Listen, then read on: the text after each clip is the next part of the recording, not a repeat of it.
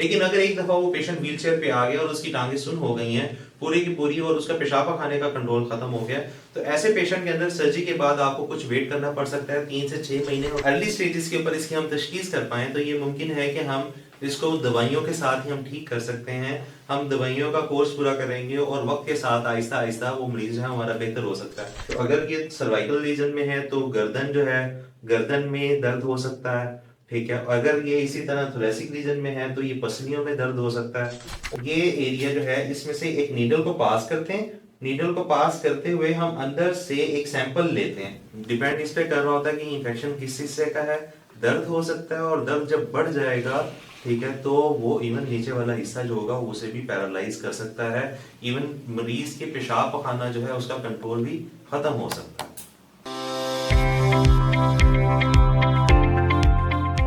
बिस्मिल्लाहिर्रहमानिर्रहीम। व्यूअर्स, मैं हूं डॉक्टर मोहम्मद महमूद अहमद। मैं स्पाइन सर्जन हूं, क्लासिफाइड स्पाइन सर्जन।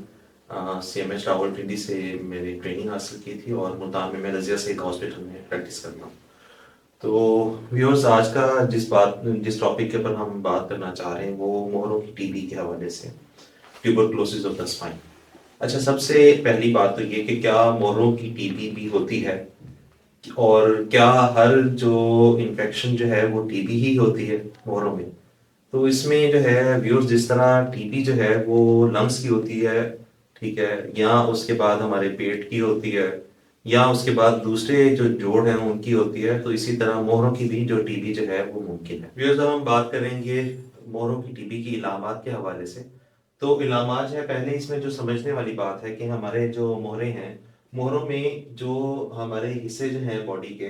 ठीक है, ये ऊपर वाले जो मोहरे हैं इन्हें सर्वाइकल कहते हैं। ये दरमियान वाले जो मोहरे हैं इनको थोरेसिक रीजन कहते हैं। उससे नीचे जो एरिया है उससे नीचे वाला लंबर एरिया कहलाता है और उससे नीचे हमारा सैक्रोआइलिक जॉइंट है। ये आइलियम बोन है, ठीक है, और उसके साथ में आइलियम के बाद ये सैक्रम होता है, तो इसके ऊपर यहाँ पे एक जोड़ बनता है जिसे सैक्रोआइलिक जॉइंट कहते हैं।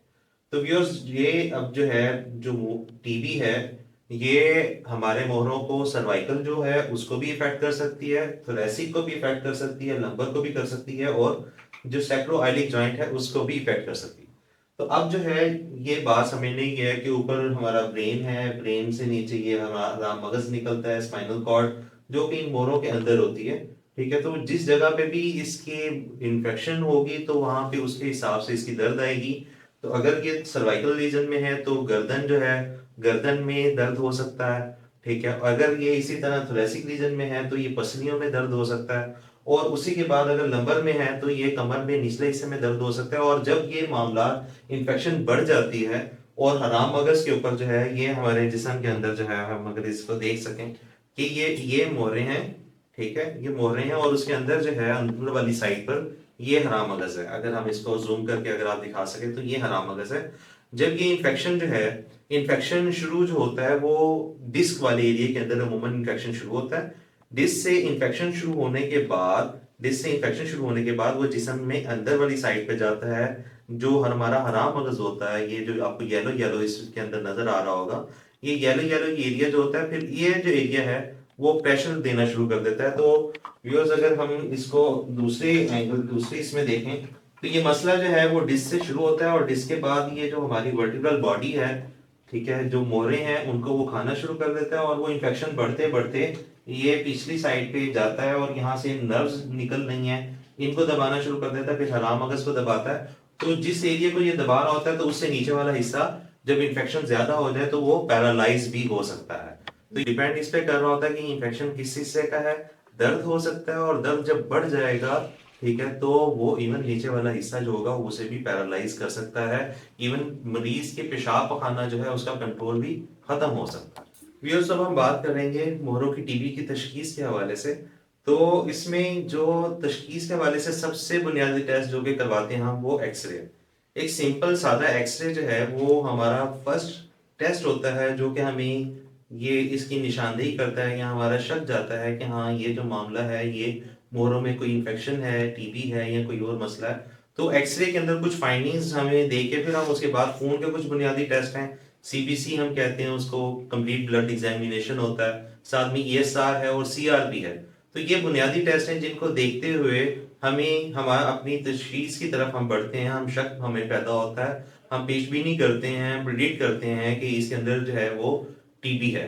तो उसके बाद हम मजीद इसको कंफर्म करने के लिए जो है वो एमआरआई करते हैं। एमआरआई जो है वो मैग्नेटिक रेजोनेंस इमेजिंग जो है वो एक जदीद जो है उसके अंदर टेस्ट होता है, जिसके जरिए हमें मोहरों के अंदर और जो डिस्क है उसके अंदर जो बीमारी होती है उसके बारे में, और ये एमल जो है बीमारी जो है वो जिस्म में कितनी फैली हुई है, वो नसों को कितना दबा रही है, कि ये टीबी जो है वो पिछले हिस्से में है, टीबी अगले हिस्से में है, या नसों को कितना दबा रही है, ये सारी जो मामलात हैं, ये सारी चीजें हमें एमआरआई के प्रवाजे हो जाती हैं। और उसके अलावा जो है कुछ मजीद टेस्ट भी हैं, जीन एक्सपर्ट है, ठीक है, या गोल्ड टीबी टेस्ट है, तो ये टेस्ट भी जो है ये भी हमें तशखीस के अंदर जो है वो मदद करते हैं। लेकिन जो गोल्ड स्टैंडर्ड है वो ये है कि हम उस हिस्से की, फॉर एग्जांपल जो टीबी है वो यहाँ पे इस मोहरे में, टीबी जो है वो हमारे इस मोहरे के अंदर थी, ठीक है, या वो डिस्क के अंदर थी, तो हम जो है जो स्टैंडर्ड जो प्रोटोकॉल है वो ये है कि हम इसके ये एरिया जो है इसमें से एक नीडल को पास करते हैं, नीडल को पास करते हुए हम अंदर से एक सैंपल लेते हैं, ठीक है, यानी कि हम यहाँ से हम नीडल पास करेंगे, नीडल पास करने के बाद हम आगे वाला हिस्सा जो है जहाँ पे इंफेक्शन पड़ा हुआ है उस हिस्से में से हम एक सैंपल लें। वो सैंपल जो है हम लेने के बाद उसका हम मुआयना करवाते हैं, कल्चर करवाते हैं, कल्चर सेंसरी करवाते हैं, जीन एक्सपर्ट करवाते हैं। तो और इसके अलावा हम दीगर टेस्ट भी करते हैं, जिससे हमें ये पता चलता है कि अंदर जो इन्फेक्शन है या जो टिश्यू है वो किस तरह का है, वो इन्फेक्शन जो है वो टीबी है या कोई दूसरा इन्फेक्शन है, और वो हमारी जो दवाइयां हैं उनको कितना रिस्पॉन्ड कर सकता है, ठीक है। तो ये जो है टीबी के हवाले से जो गोल्ड स्टैंडर्ड है, वो गोल्ड स्टैंडर्ड टेस्ट जो है वो वहां से बायोप्सी लेना और बायोप्सी को फिर कल्चर करवाना और उसकी माइक्रोस्कोपी करवाना, वो हमें तशखीस की हतमी सतह तक लेके जाता है। यानी कि अगर हम इसको स्टेप्स बनाए तो पहले स्टेप में हमारा एक्सरे है, उसके साथ हमें सीबीसी, ईएसआर, सीआरबी है, फिर उसके बाद हमारा एमआरआई है, और उसके बाद फिर गोल्ड स्टैंडर्ड जो है हमारा बायोप्सी है, जिसमें हम उसका कल्चर करेंगे और उसके बाद उसका यहाँ माइक्रोस्कोपी जो है वो करवाते हैं। व्यूअर्स, अब हम बात करेंगे इसके तरीका इलाज के हवाले से कि अगर टीबी हो जाए तो उसका तरीका इलाज जो है वो क्या है। ये हमने तशखीसी अमल जो है जब मुकम्मल कर लिया तो उसके बाद हमें ये पता चला कि इसमें टीबी है, तो उसमें हमें क्या करना चाहिए। तो उसमें सबसे पहली बात, तो क्या हर टीबी का ऑपरेशन जरूरी है? नहीं, इसका जवाब है नहीं। हर टीबी, मोहरों की टीबी जो है उसके लिए ऑपरेशन जरूरी नहीं है। अर्ली स्टेजेस के ऊपर इसकी हम तशखीस कर पाए तो ये मुमकिन है कि हम इसको दवाइयों के साथ ही हम ठीक कर सकते हैं। हम दवाइयों का कोर्स पूरा करेंगे और वक्त के साथ आहिस्ता आहिस्ता वो मरीज जो है हमारा बेहतर हो सकता है। लेकिन इसके अंदर जो अहम बात है वो ये है कि दवाई अपना असर करने के अंदर 2 से 6 हफ्ते का वक्त ले सकती है। तो इस वजह से हमें, और ये एक लंबा इलाज होता है जिसके अंदर मरीज जो है उसको हमने कम से कम 1.5 साल के लिए,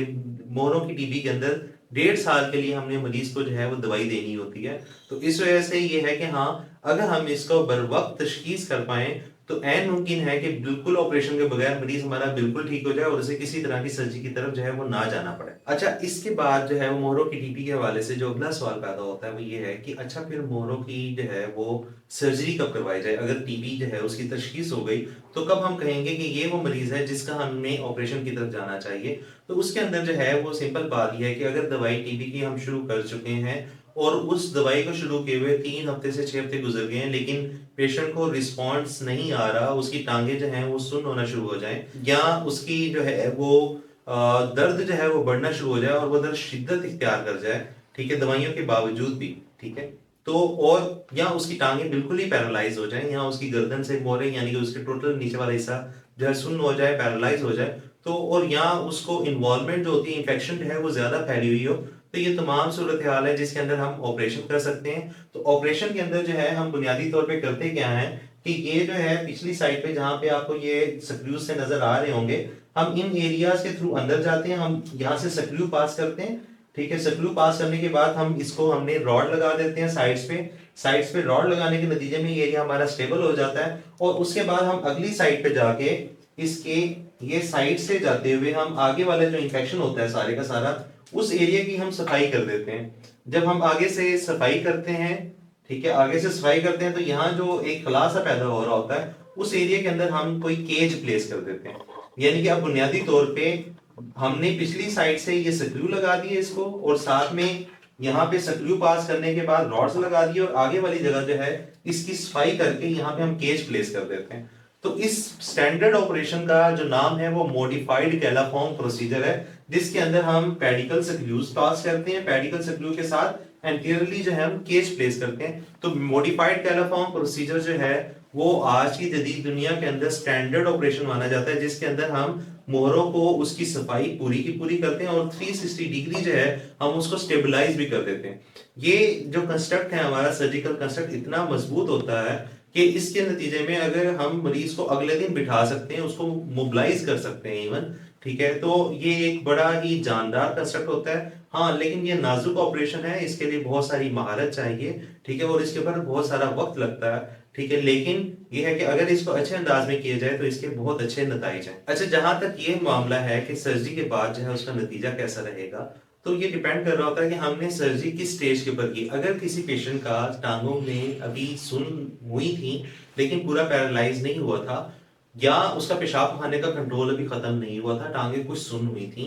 ठीक है, लेकिन उसमें हरकत मौजूद थी, और या फिर ये है कि उसको दर्द बहुत ज्यादा था, हमने इसलिए ऑपरेट किया है, तो जो दर्द वाले मामला होते हैं ये अमूमन बहुत जल्द ऑपरेशन के फौरन बाद ही मरीज जो है वो महसूस करता है, 2-4 दिन के अंदर ही, कि हाँ दर्द उसकी पहले से काफी हद तक कम हो गई है। और उसके बाद जहां तक टांगे सुन्न होने वाले मामला थे तो वो आहिस्ता आहिस्ता आहिस्ता आहिस्ता बेहतर हो जाता है। लेकिन हम ये समझते हैं कि जो पेशेंट जो है अगर वो व्हील चेयर पे नहीं आया और वो चल रहा था और आपने उसकी सर्जरी की है, तो बहुत लाइकली चांसेस हैं कि वो बहुत जल्द with in 2 to 3 weeks, maximum 4 weeks में अपनी रूटीन की तरफ आना शुरू कर देगा, या वो इंडिपेंडेंट वॉकर दोबारा से बन जाएगा। लेकिन अगर एक दफा वो पेशेंट व्हीलचेयर पे आ गया और उसकी टांगे सुन हो गई हैं पूरी की पूरी और उसका पेशाबा खाने का कंट्रोल खत्म हो गया, तो ऐसे पेशेंट के अंदर सर्जरी के बाद आपको कुछ वेट करना पड़ सकता है, 3 से 6 महीने, और बास केसेस के अंदर इससे ज्यादा अरसा भी लग सकता है। लेकिन ये फॉर श्योर है कि हाँ उसका सर्जरी के नतीजे में जो नतीजा है, जो आउटकम है, वो बहुत बेहतर होगा ऑपरेशन करने ना करने के मुकाबले में।